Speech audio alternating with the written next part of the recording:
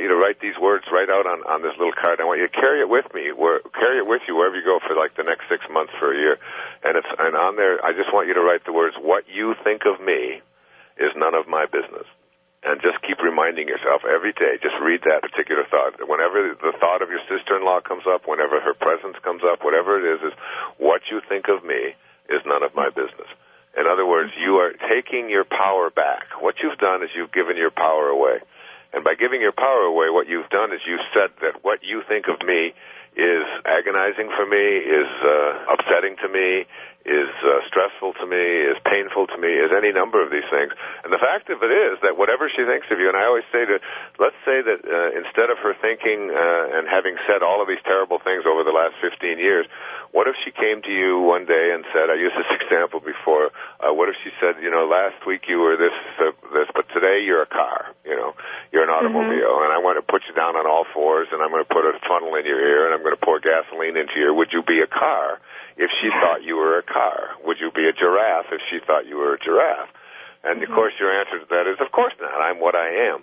And the fact is that you are what you are, and what she thinks of you is just, it's her problem. It's something for her to deal with. And it isn't even worth you giving 5 more minutes of your energy to. And as soon as you get that, as soon as you understand that, you'll see her as somebody who has the same kinds of concerns as you do. She came from the same place as you do. You share the same God that she shares. We all come from the same place, and she doesn't know how to be anything other than what she is. And now what will happen is you'll start just surrounding her with kindness and with love and with joy in your heart and forgiveness. And you'll be at peace because you're not making her opinions of you more important than your own opinions of yourself. And that's my advice. That's the best I can do. What you think of me is none of my business. That's just not my business. My business is, making somebody else's opinion of you more important than your own opinion of yourself is the cause of your suffering. And as soon as you change that around and make your own opinion of you the most important thing, then you'll actually be able to love her, which will be freeing to you. It'll actually free you up. Yeah. It's a habit, and it's just a habitual way of thinking over and over again. You believe that because somebody said nasty things about you, that your responsibility is to think those nasty things back and be upset and be hurt and so on. But again, think about our great spiritual masters. Think of Jesus.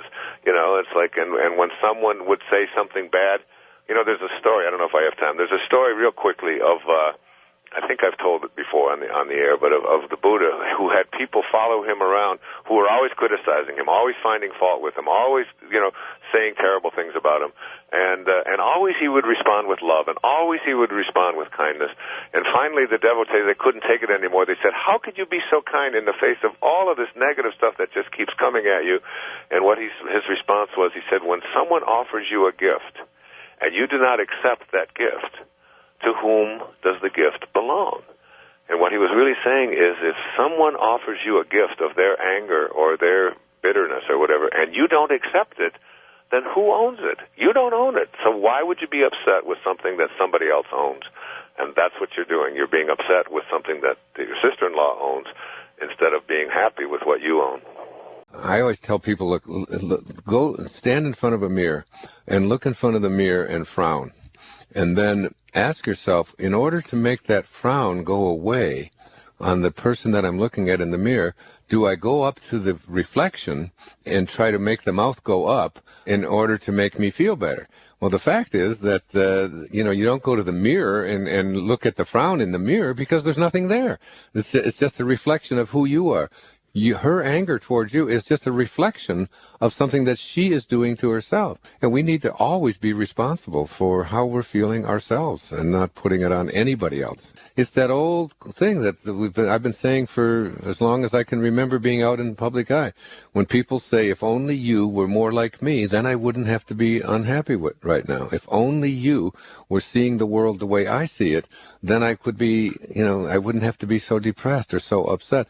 So people go around putting their upsettedness on the reactions, the reflections that other people have in their lives. This is just an opportunity for all of us to live together in harmony and peace and kindness and joy rather than in these other ways. Because whatever the problem is, the solution is always in having a loving heart.